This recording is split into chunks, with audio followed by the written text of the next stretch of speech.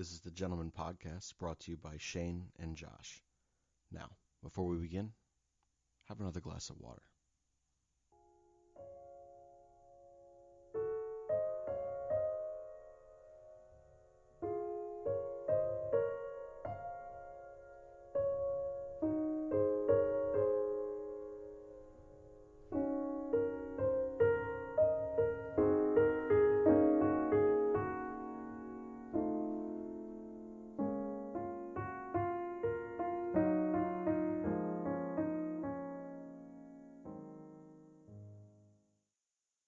You know, you could have said, I think I'm going to get Brooke some flowers.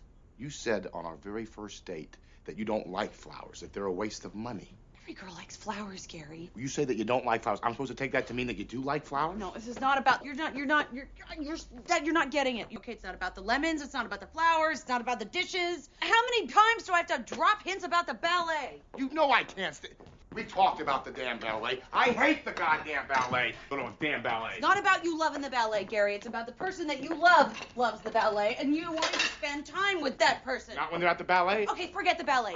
We don't go anywhere together. We just went to Ann Arbor together. To Ann Arbor. To the Michigan Notre Dame game. So that's Jennifer Aniston and Vince Vaughn in The Breakup.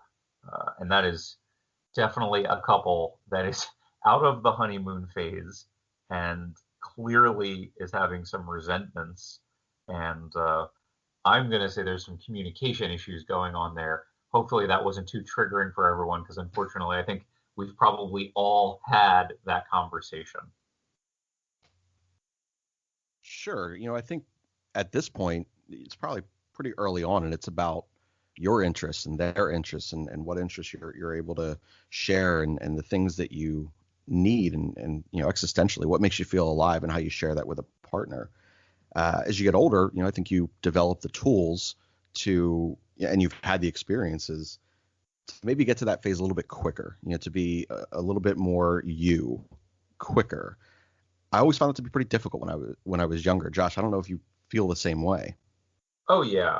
When you're younger, it's so much harder because you really don't know the person you're dating for like 6 months, because 100%. Everyone has their mask up, and it's over that course of that time that things begin to come out a little bit at a time. And then you begin to get to the new place of comfort where you're like more who you actually are.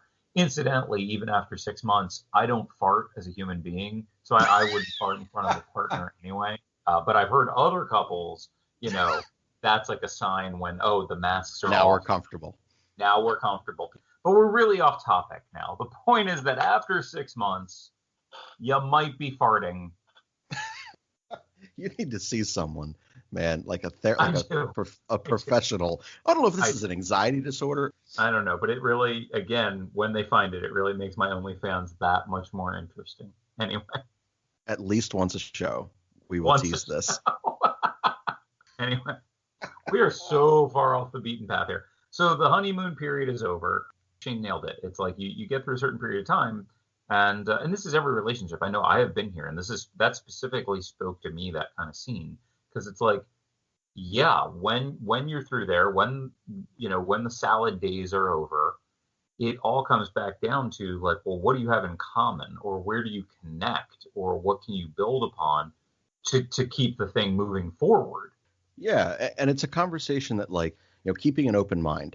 And I do think there's a vastly different way to approach, like, what could be perceived as an open mind in the salad days, in that honeymoon phase.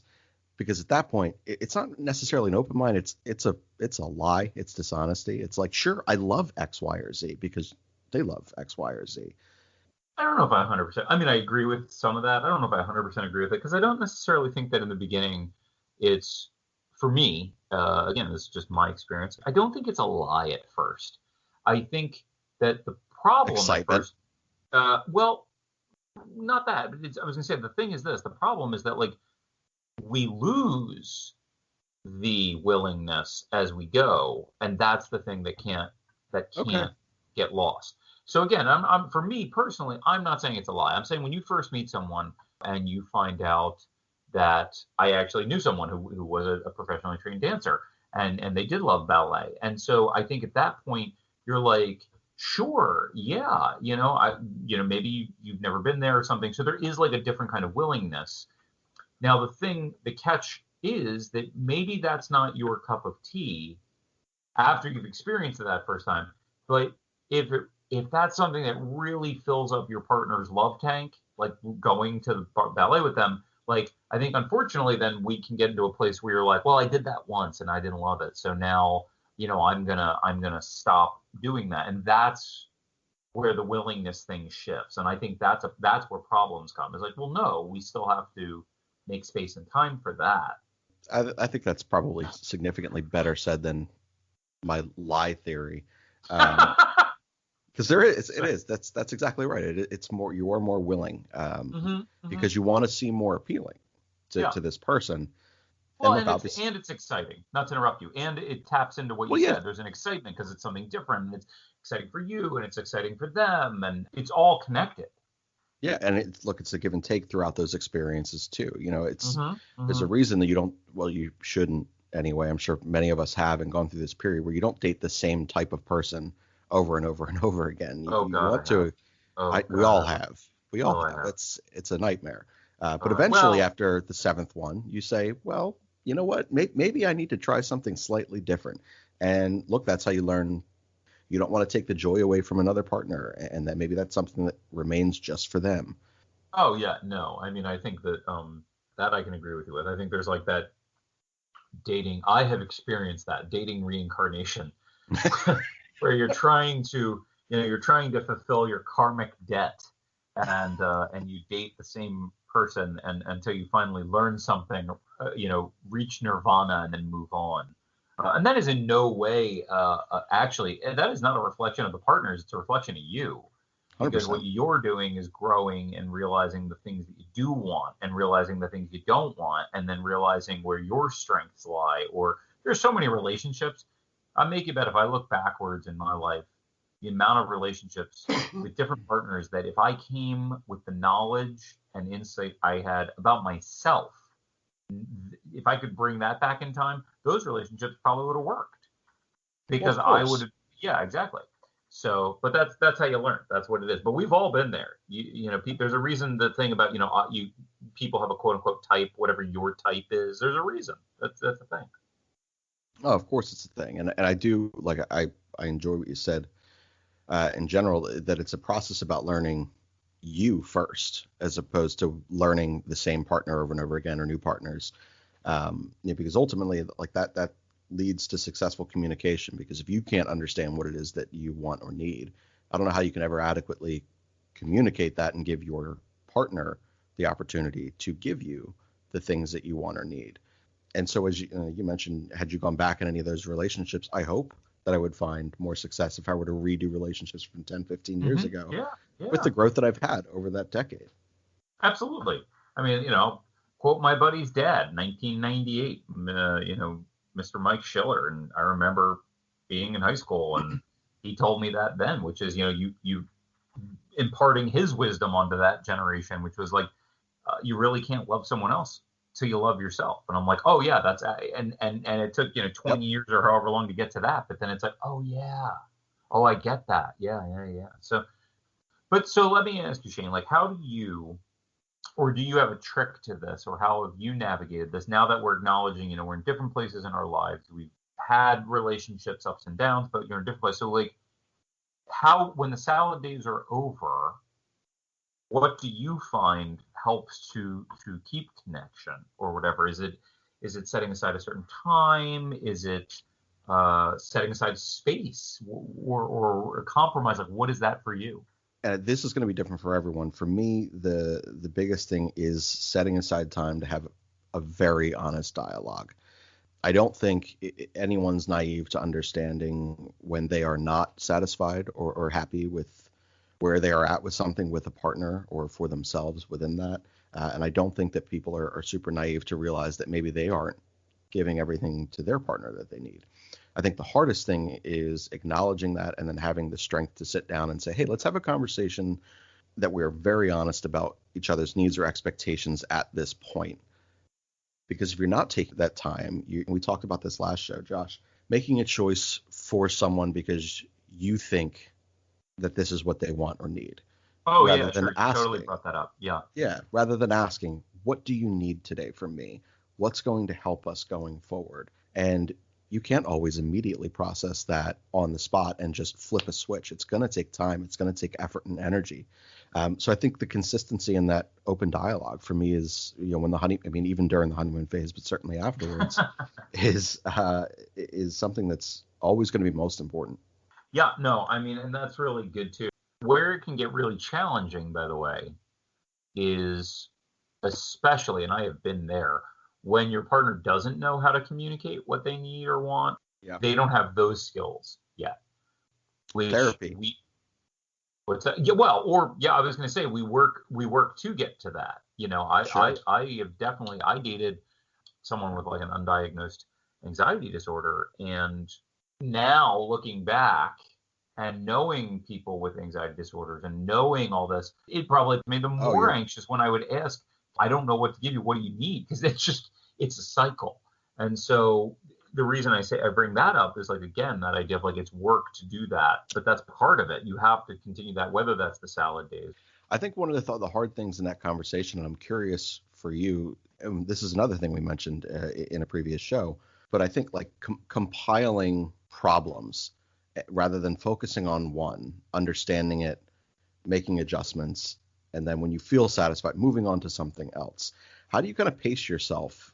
You know what? It's hard because I'm looking in hindsight and I'm looking from a different perspective. Because now at 41 years old, I just have a different view of things. You know what I mean? So like when I think of it now, there's whatever you need, there's whatever I need, and then there's whatever the relationship needs, right? Mm-hmm. And there's like three totally separate things. And I feel like we've kind of mentioned that before or hinted at that.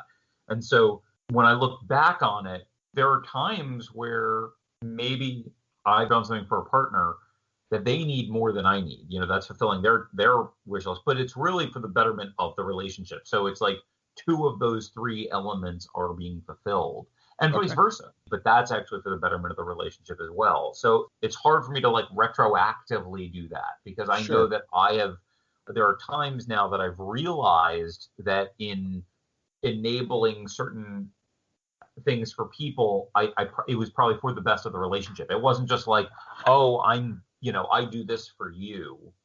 Now I realize, I look back, it's like, oh, well, I do that for the relationship. Sure. Even something stupid where I make dinner most of the night, maybe. So maybe one night a partner makes dinner for me. Well, they're putting their time into my boat, and that's good for the relationship. You know what I mean? So I think like where I was kind of angling towards with this is, and I've said this about myself for, honestly, it's still something that I work on. I've always said that I am selfless to the point of fault, and the more that I've said that, the more I feel like that's not exactly correct.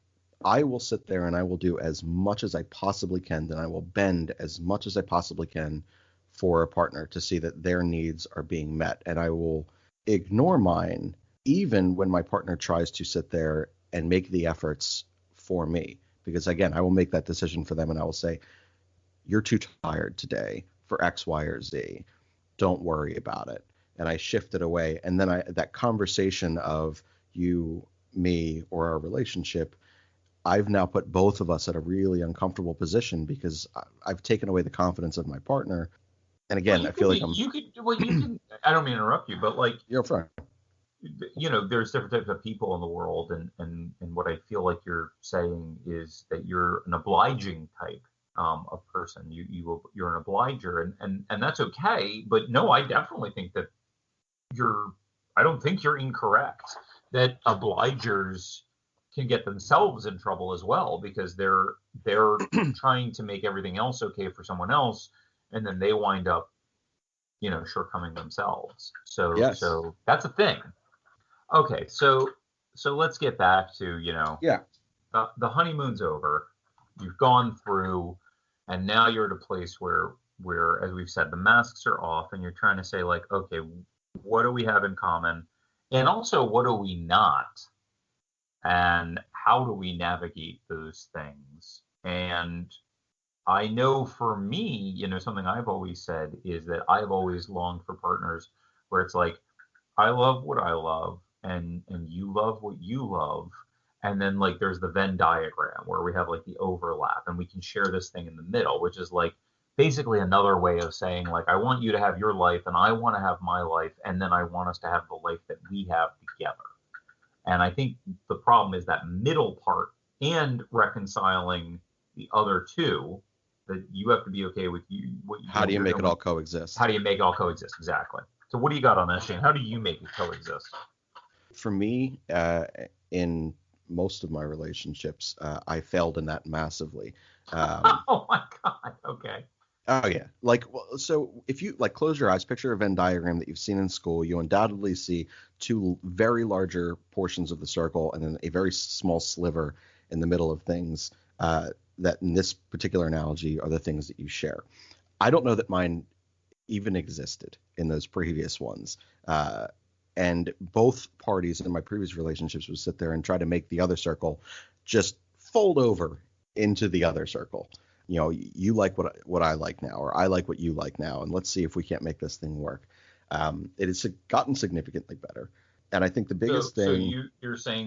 So you're saying that you've had like relationships where it was kind of like all or nothing, where it's like, okay, we love the same things, kind of thing. Is that what you're? Yeah, we okay. tried to make each other like fit like a glove. Like Gotcha. like we got together because we have so many mutual interests. Mm-hmm. We didn't feel the need to challenge one another by saying that we can have our own separate things. Like our life is now what our life is. It's no longer.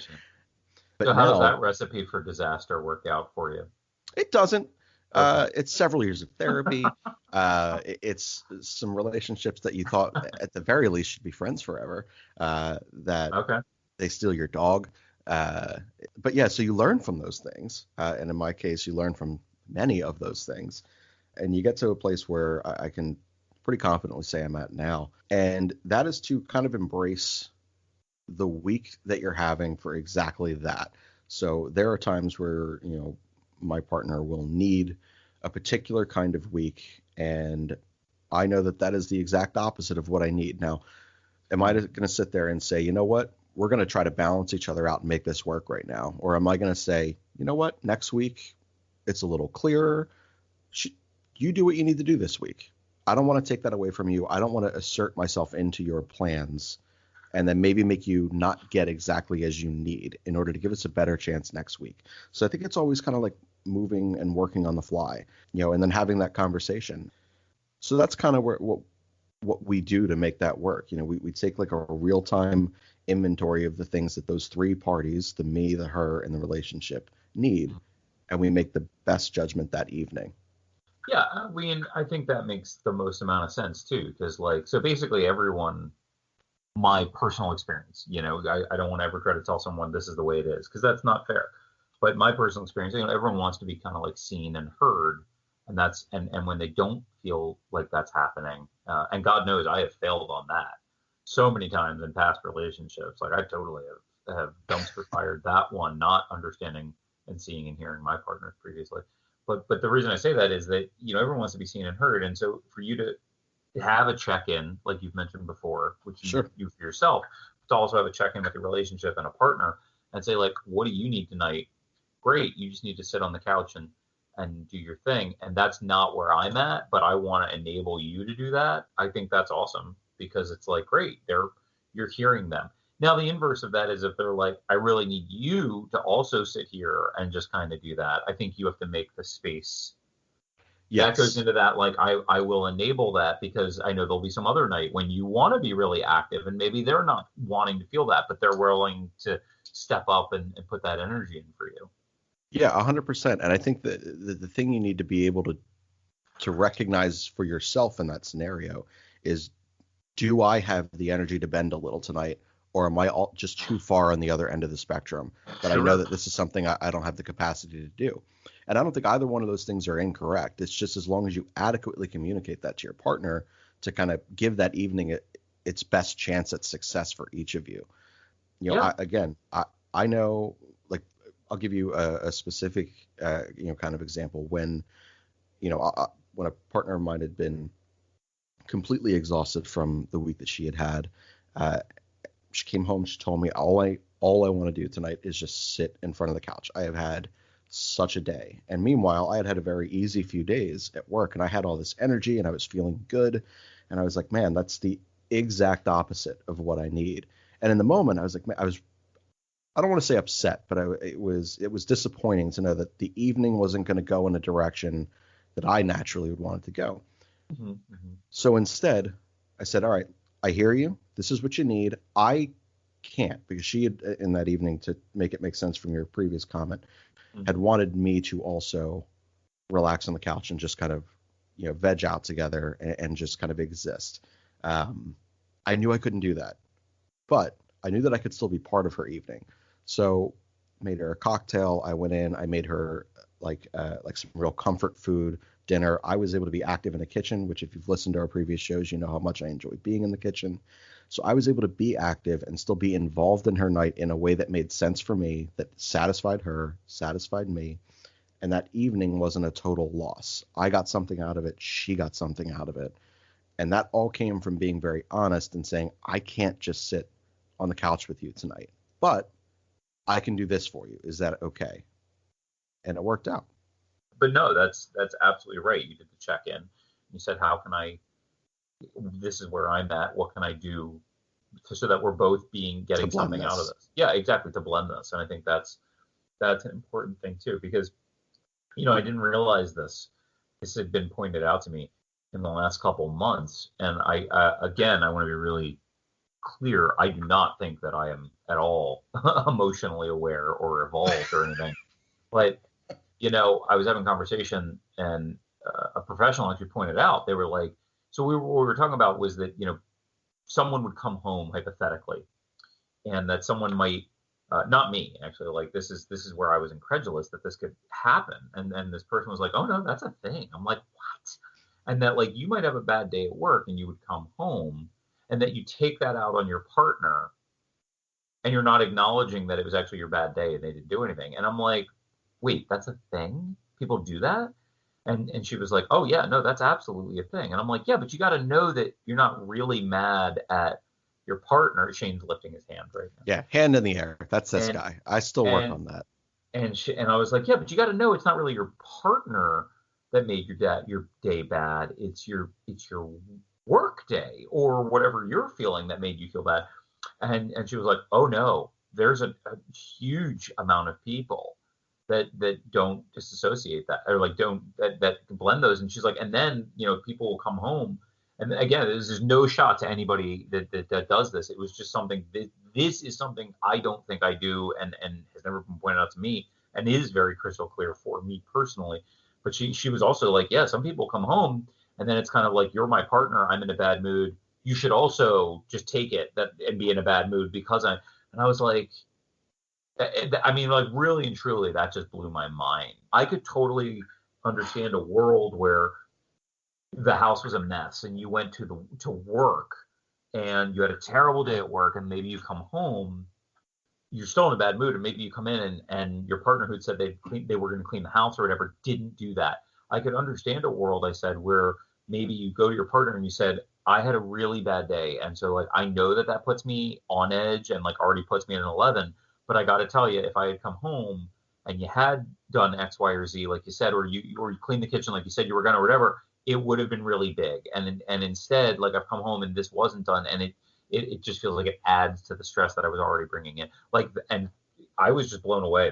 I was, listeners, I put my hand in the air because this is something that I still have to consciously make the effort to make sure that I communicate that if my mood is less than stellar and it has nothing to do with my partner, I have to let her know, hey, I had a really tough day. This has nothing to do with you. I'm sorry if I'm a little short. And I do think what you said there at the end is something that is super valuable, because I know for me, I know if my partner's communicated throughout the day how difficult the day may have been, I may do something that I know that I've either said that I was going to do.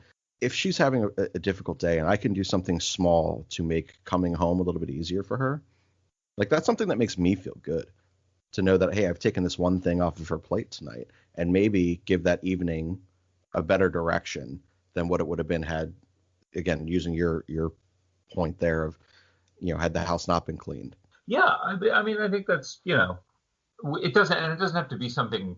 I just want to make sure, like, in my limited experiences, the different love languages. I'm not necessarily like an active service type kind of person. That doesn't necessarily do it for me. I'm for listeners. I'm physical touch is number one. Quality time is number two. We can talk more later. Anyway. Yeah, there you go. But no, so it's like it doesn't have to be that you clean the house, but even to what you just said, Yeah. like someone, if maybe you came home. Here's one for you. Maybe you came home and you're talking with your partner and you're burnt out, and they say like, "Hey, you look burnt out. How about I decide dinner tonight? If you want to cook, you can still cook, or I can order dinner. But how about instead of us talking for 20 minutes about do we want pizza or Chinese food or Indian food or whatever, I'm just going to say we're getting pizza." Yeah. So see what I mean? It doesn't have to be something, but it's like an intuitive thing. It's like, what can I? It's that language, so that you don't wind up like Jennifer Aniston and Vince Vaughn in the breakup, where by this point the energy is so frazzled that you're just. So let's kind of stick with that movie scene real quick. Let's stick with Vince Vaughn and Jennifer Aniston. Look, they're coming back from a date, right? And clearly the expectations of where they're going and what they're doing is vastly different. I know I have had my issues throughout my dating history navigating what a proper date is for each of those partners. Do you ever run into that issue with how an evening is and like the different degrees of dates? Is this like a personal, like just us date? Is this going out? What do you consider a date personally, like you, Josh?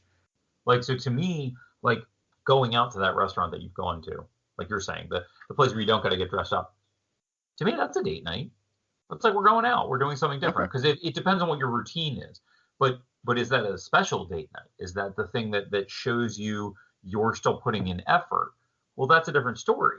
You know what I mean? Like, because then it's like, well, are you really seeing what your partner wants? If your partner loves going for wings every Friday night, the TJI Fridays, and we're not living in a pandemic, and that's something you can do, then giving them that is seeing and hearing them and is honoring them, and that is a special date night. If that's just something you guys do on a Friday night to get out of the house, that might not have the same allure. Sure. So that's why I ask you that. So like, yeah, going back to your question to me, my special date nights would probably be going to some place that is either we're trying something new, or it might be like one of those restaurants where maybe we have gone here before, but given the cost, it's not something you go to all the time. And then that's like more of the special dinner. Yeah. But again, that's like my definition of that. Yeah, I don't necessarily know that I'm, getting at a particular difference, but it's more so the expectations can differ so much. And if you fail to have that conversation with your partner to understand that like wings on a Friday night every night may be special to them, but maybe it isn't to you. Have you given them the opportunity to say, all right, well, if this isn't working for you, what would you like to do? Yeah, because again, you get stuck in a rut, and I do love a regular date, we'll call it, as you had mentioned. I enjoy, hey, this place is right in the neighborhood. We've each had a long day. I like that. We went to the Ambler Theater for, every Saturday, for a matinee for months leading into shutdown. And we would grab lunch at one of those restaurants that are right there in the heart of Ambler. And that wasn't necessarily special, by the degree of like, as you and I would be like, all right, let's go to a really nice restaurant. But it worked for both of us. And it was that thing that we could each look forward to. However, I never viewed that as date. Like this was something that I showed that I wanted to take you out, really enjoy ourselves. I mean, no, I guess, well, that, I guess to me is a matter of going back. Like you had mentioned earlier where, you got surprised, where you would think this is a date and then your partner would think it wasn't. So I guess that goes back to that idea of communication what you're both looking for and what you both need, that kind of thing. Because I mean, like, that to me actually sounded really special. But I'm not the person dating someone like you. So it's like, but to me, that sounded really special that like you and a partner would Give it time. You can't, no, seriously, like, that you and a partner would say like, okay, every weekend or on these days, we're setting aside a time. Because that's the other thing too. Like, I'm at a place in my life and age where, time is just so valuable and energy is such a commodity. That to say like, yes, I am going to meet and see. I mean, this is a tremendous thing. Let's look at it a different way. To say we're going to create content and drop content for a listener on the 1st and 15th of every month, that's a major commitment. Yes. So like that is a special thing. And to go to your point, so that's how I view the date thing that you just described. But if your partner is in that place where they're like, well, this is just something we do on the weekends, then you're totally not. And that goes to that thing I was saying about like communicating. You're not on the same page. Yeah. And I think that all goes back to communication, basic communication. Mm-hmm. So I've mentioned this, that I've been in therapy. I know that some of you want to talk about that at some point, and we certainly will get onto that show. But one of the things that I learned throughout that process is sometimes the most valuable thing that you can do is to make to make a decision on a Monday night that you say, hey, I've looked at the rest of our week. Sunday morning is the day that we both completely wide open. Let's have a brunch and let's sit down and let's talk about these things. And I think that's one of the most valuable things you can do, because that's the opportunity. You can tell your partner, hey, I'd really like to take you out on maybe a more special date, or for them to say, hey, I'd really like to go to trivia night with all of my friends. To me, that would really scratch that itch of something that we don't normally do. Mm-hmm. It's just about navigating those conversations and those needs for each of you. Yeah, but I think like I 100% agree with everything you said, but I think it's exactly, we talked earlier, it's about both of you being seen and both of you being heard. One party should never feel like they're doing all the heavy lifting and the other party doesn't. And that's really easy. That's the Jennifer Aniston, Vince Vaughn problem we're seeing in that clip, where both parties actually think they're putting in all this energy, which they probably are, but they're not perceiving that the other partner is actually doing their fair, quote unquote, their fair duty, about their equal amount. I remember reading a study or news blurb, and this was in the last few months, and it was about the pandemic, and it was a lot of stay-at-home parents, and the disparity in this just made me laugh out loud, because I was like, oh yeah, that's a thing, where it was like they'd interview a husband and then say like, do you feel that the chores of the home, the requirements of the home, you're living at home with your spouse and children, that you feel that the delegation of duty is like, pretty even. And I think the majority of them were like, oh yeah, we're both putting in the same amount of work. And then they would ask the wives, and they were like, not even close. And I was like, yeah, that's absolutely true, because a guy is going to think that they are doing so much, and traditionally, we're not even aware of how much more our partner is actually doing to make our lives better, or the little things. You know what I mean? It's not special when I make dinner for you because you make dinner the other 4 nights of the week. You know what I mean? This is sure. You know what I'm saying? Like, we should both be making dinner an equal amount or whatever. So this is such a rarity for me, because I'm back in school, and I very rarely get the opportunity to extract something from school and use it in a conversation that is not relative immediately to that class. But looking glass self, something in sociology that we had discussed earlier in the semester. And I found it was something that is exactly what you were describing. It is that whole thought and philosophy of, I am not who I think I am who you think I am. And that's what's so important about that check-in and that conversation and that Sunday morning brunch, to see maybe the delegation isn't as 50-50 as you believe. Here's what I need more from you right now, or here's what would really help. Here's what would really check those boxes on a date night for me. Because again, your perception of who you are is going to be completely skewed as to that of what your partner believes. And at a certain point, you do have to have that conversation with them to understand exactly who it is that they're seeing. Yeah, and I mean, that's just natural.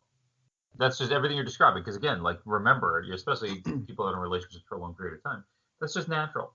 But if you don't do that, you're going to start getting resentments, and then again, it's all Yes. my experience. You're not really communicating. You're not, or you think you are, and you're not really talking about the same things. I mean, I'm thinking back to past relationships I've had, and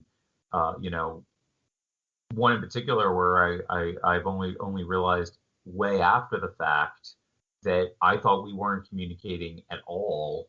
And it was like, oh no, well, that person was in the way that they could.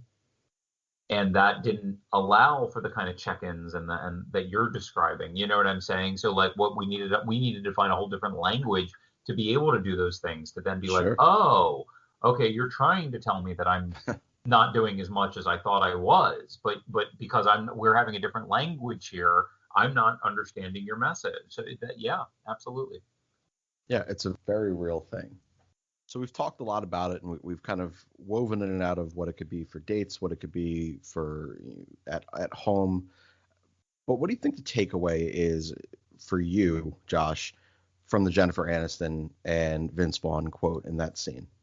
I think the biggest takeaway is actually not necessarily like from them, not the quote, but more the scene and the dynamic, which is it takes a lot of work to not get to that place.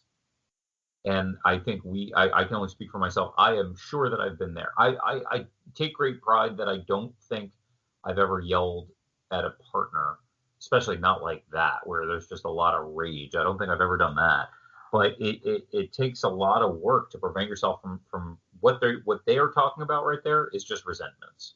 And Yes. and not and that the expectations are so different, and what they need on their date night or quality time or whatever that looks like, or even just their day-to-day lives, to be able to come home like we've talked about and feel like your partner is going to be there to help, or vice versa.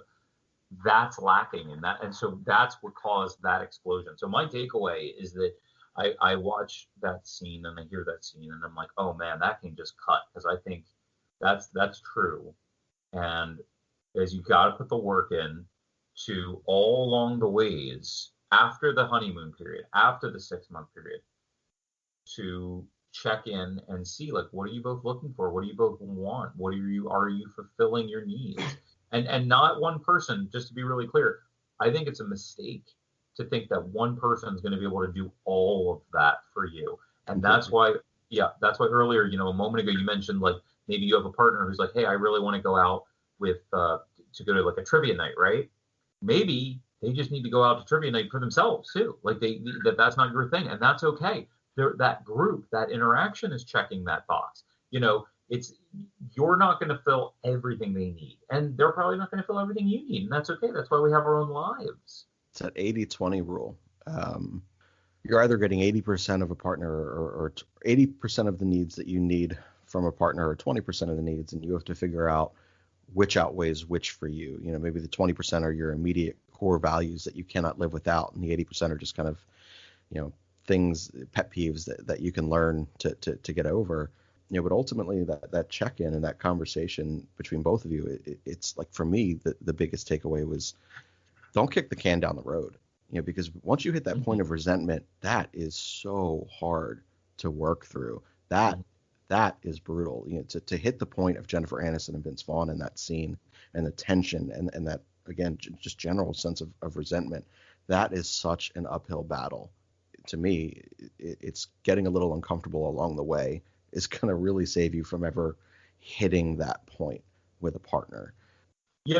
I think that there's a whole other show, by the way, for a whole other time, that also something you just said, that is a very real thing. And it will come off of this. Well, maybe we'll come back into that. What is it like when you have a partner where you have so many similarities versus, and that fulfills like that 80-20% thing you were talking about. But that 20% is the thing that's not getting filled. And what do you do with that versus a partner where 80% is getting filled, but that 20% isn't, but it's like a really important 20%, or it's like it creates a feeling. Mm-hmm. That I feel like that's a good segue or opening for a different discussion later. Yeah, I agree. Okay, Shane. So why don't you start wrapping us all up here. So I think the takeaway here, in your very best effort to not become Jennifer Aniston and Vince Vaughn in the breakup, and to not hit that level of resentment, is to practice good communication early and often. Let your partner know the real you, the full you, the weird you, all the idiosyncrasies and all the weird interests and quirks that you may have. Let them know. Let them know early. Communicate those things early. Give your partner, give your relationship the opportunity to not hit resentment, as is on full display here as we take one more listen to the scene from the breakup. You know what you could have said? I think I'm going to get Brooke some flowers. You said on our very first date that you don't like flowers, that they're a waste of money.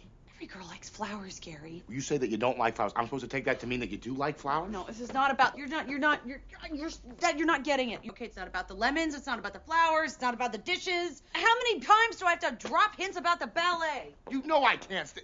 We talked about the damn ballet. I hate the goddamn ballet. Little damn ballet. It's not about you loving the ballet, Gary. It's about the person that you love loves the ballet, and you wanting to spend time with that person. Not when they're at the ballet. Okay, forget the ballet. We don't go anywhere together. We just went to Ann Arbor together. To Ann Arbor. To the Michigan Notre Dame game.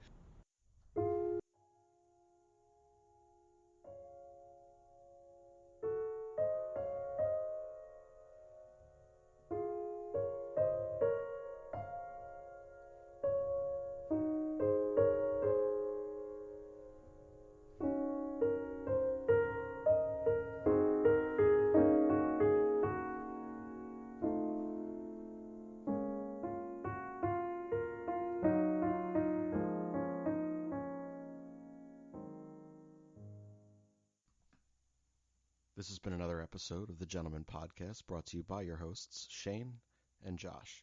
If you've enjoyed tonight's show, we will have additional shows on the 1st and 15th of every month.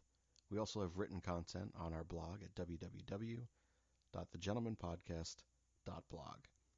Please be sure to rate and review if you've enjoyed this content, and also share. Share with your friends, share with your family, share with your coworkers, share with strangers on the street. We are your gentlemen, and we thank you for listening.